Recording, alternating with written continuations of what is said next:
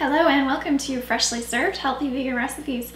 I'm Heather and today I'm going to show you another Christmas recipe. In the lead up to Christmas, I've got a whole series of recipes going to make up your holiday meal. You can find all of them at healthyveganrecipes.net/Christmas, including today's, which is going to be a cranberry sauce made with some cranberries that were at one point fresh, but we froze them to keep them because Phil's mom bought them, I don't know, a month ago.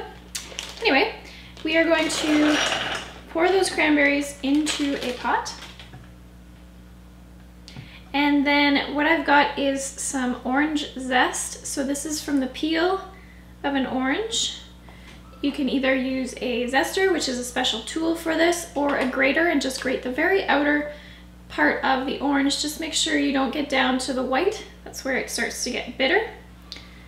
Then we are going to, if I can find a strainer, put the juice from this half an orange, here we go, into the pot. The strainer is important so that you don't get seeds, and all I do is I take the orange and poke it with my zester or a fork or whatever you have handy, and then just squeeze it right into the strainer.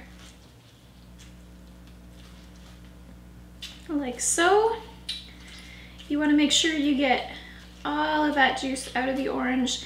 It's going to add some really nice flavor to your cranberries. It also helps to sweeten them so that you don't need to use as much sugar as usual.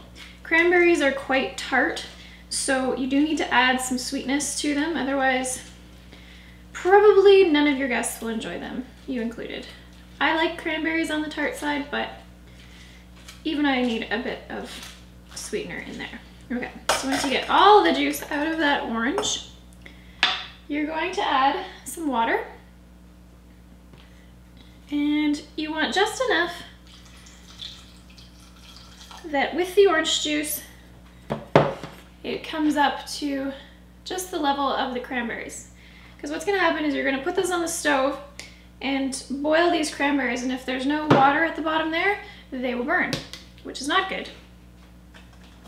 Now the amount of water that you put in here isn't critical. What'll happen is the more water you put in, the more runnier it will be. That's not grammatically correct. The runnier it will be.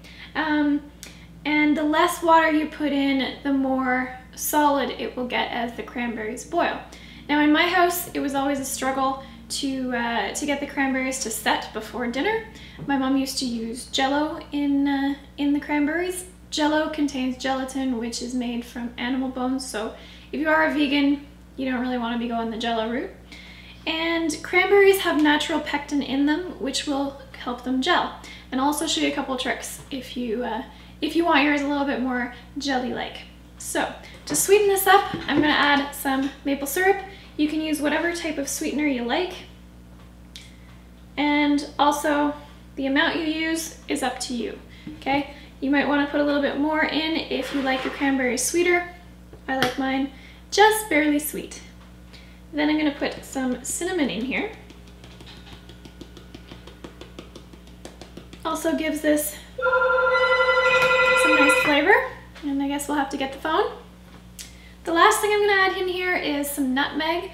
And Jenny, Phil's mom, uses a nutmeg grater with the whole nutmeg. If you haven't seen this before, it's pretty cool.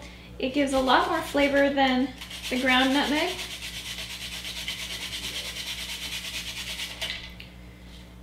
And either way, nutmeg is a pretty powerful flavor, so you don't eat much. That's good. Now what I'm going to do is put a lid on here, probably give it a stir, put it on the stove, bring it to a boil, and let it boil for about 20 minutes. And you'll start to see the cranberries break open, and then they will start to gel a little bit. So this is about 5 minutes boiling. You can see the cranberries are starting to break open, and I'm not sure if you can see on the screen or not, but their seeds are coming into the water, and the seeds are what have the pectin in them. So that is what's going to gel your cranberry sauce. Okay, so leave this on the heat on minimum, just let it simmer for about another 10 minutes, and you should see it start to thicken up. So you want to get your cranberries to about this consistency. You can see that it has started to thicken. While it's hot, it will not thicken completely. You have to set it aside, let it cool, and it will start to thicken on its own. I have not added any thickener to this at all. So, like I said, this will gel on its own if you give it that time to cook and let the natural pectin develop. The less sugar that you add, the more the pectin will be able to work. And if you want to omit sugar and replace it with some fruit juice, that's also a good way to go. If you need some help in getting your cranberry sauce to set, if you're using more sugar or if the pectin just isn't working for you, my two tricks are, number one, some ground flaxseed. The flax will absorb the water and create kind of a jelly-like consistency. You need only about a tablespoon of flaxseed for this recipe to set it. If you use more than that, you might taste the flax a little bit. Golden flax actually has less flavor than brown flax, so if you use some of that, it'll be a lot smoother taste. And then the other thing you can use is some agar powder. Agar is a type of sea vegetable that gets ground up into a very fine powder. It has no taste, don't worry. And you only need about a teaspoon for this recipe. Just stir it in after you take it off the stove, and it will set perfectly, exactly like you would have a Jell-o.